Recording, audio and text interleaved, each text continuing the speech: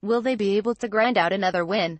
Photo by Eric Sauceda. 2 weeks into the 2018 season, the Houston Texans were licking their wounds from an inexcusable 20-17 loss to a depleted Tennessee Titans squad, and the Jacksonville Jaguars were strutting and cutting after thumping the New England Patriots by double digits. Put simply, the Texans were 0-2, and the Jaguars were 2-0, so to say that Sunday's Week 7 matchup was looking like a battle for first place in the AFC South was, at minimum, a reach. Here we are, though, both teams at 3-3, and even though the Texans have won 3 in a row, their approval rating in the city following their 0-3 start has probably only ticked up a smidge over the last 3 weeks, given the generosity dished out by their opponents in each of those wins. Fran Reich's decision to go for it on 4th down in overtime in the win over the Colts, Jason Garrett's decision to punt on 4th down in overtime of the win over the Cowboys, and Nathan Peterman giving out interceptions like Halloween candy at the end of regulation last week. The Jaguars have come back down to earth over the last month, in every conceivable way, which may or may not be enough to allow the Texans to overcome their glaring deficiencies along the offensive line. For Bill O'Brien's first 3 seasons here, the Jaguars were the Viagra for his one-loss record, the Texans going 6-0 collectively in those seasons. Last year, not so much. The Texans gave up 14 sacks, and lost by a combined total of 74-14. Let's take a look at a few storylines for this Sunday. 4.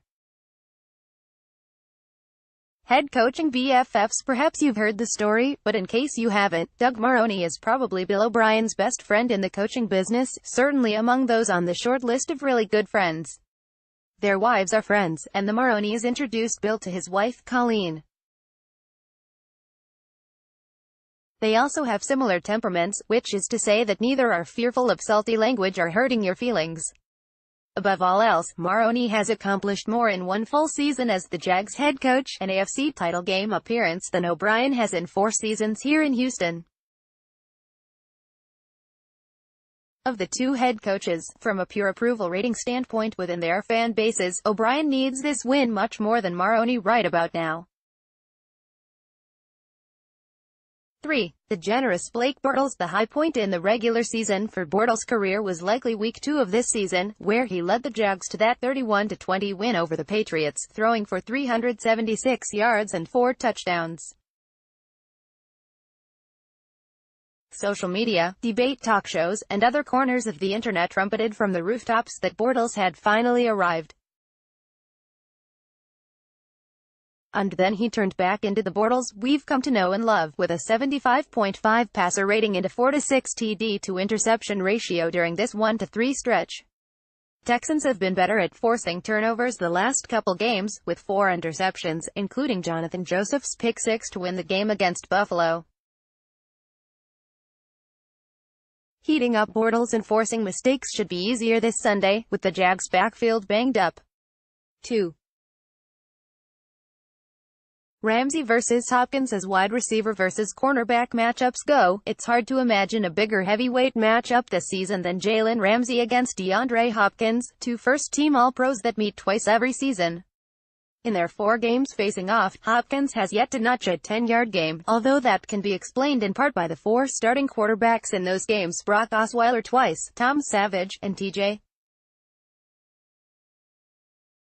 Yates. Ramsey spent most of the offseason assigning failing grades to most of the players around the NFL in various interviews, but Hopkins is someone he respects.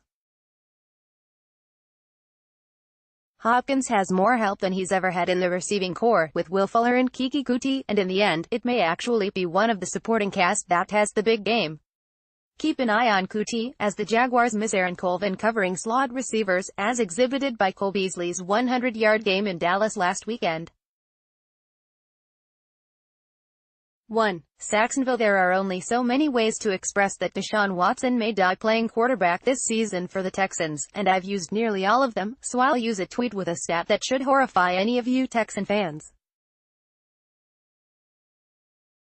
Total quarterback hits allowed through Week 6, number 17 CAR, Det 18 CHI, 19 LAR, 20 NYJ, 21 CIN, 23 PIT, 24 LAC, 25 MIF, 10, was 28 BAL, NA, 29 terabytes, 340 AK, 35 JAX, C, 36 ARI, KC, 37 DAL, GB, 38 BUF, 39 IND, NYG, 40 DEN, SF, 42 MIN, 43 PHI, 48 ATL, CLE, 49 HOU, 70, Johnny Kinsley.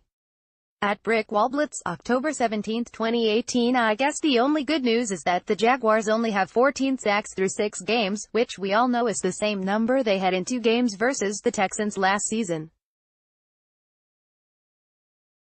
Of course, this could also mean they're due. Given this Texans offensive line, it's probably more that.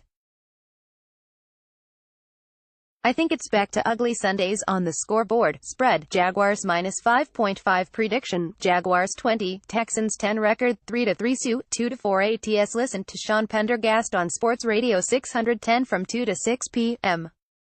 days. Also, follow him on Twitter at http://twitter.com/CPendergast and like him on Facebook at https://www.facebook.com/CPendergast.